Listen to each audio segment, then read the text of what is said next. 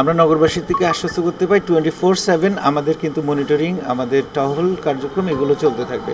চুরি ছিনতাই প্রতিরোধের জন্য যত কিছু করার প্রয়োজন আমরা সমস্ত ব্যবস্থা নিয়েছি। আমাদের স্পেশাল ফোর্স আছে, আমাদের সিআরটি টিম আছে, ডিবি আছে, আমাদের ইউনিফর্ম পুলিশ থাকবে, আমাদের ড্রোন মনিটরিং থাকবে। মোট কথা হচ্ছে ছিনতাই এবং এটা প্রতিরোধ করার জন্য এবং জনগণের যাতায়াত চলাচল নির্বিঘ্ন রাখার জন্য এবং ঈদের ছুটিতে যারা বাড়িতে যাচ্ছেন তাদের এই বাসাবাড়িগুলো নিরাপত্তা দেওয়ার জন্য সার্বক্ষণিকভাবে আমাদের টিম থাকবে।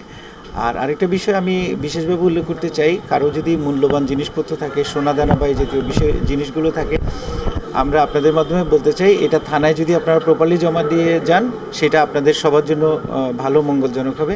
ঈদের ছুটির পরে আপনারা যারা জমা দিয়েছেন তারা যথানিয়মে সেটা ফেরত নিয়ে যেতে পারবেন। আমরা বলেছি ছিনতাই, তারপরে যে চাঁদাবাজি, চোরাচালান, এগুলো মাননীয় প্রধানমন্ত্রীর নির্দেশনা যে এগুলোর ব্যাপারে কঠোর ব্যবস্থা নিতে হবে। আমরা কঠোর ব্যবস্থা আমরা নিয়েছি এবং আপনারা জানেন যে গত এক সপ্তাহে অন্তত 400-এর অধিক অপরাধীকে গ্রেপ্তার করা হয়েছে এক সপ্তাহে।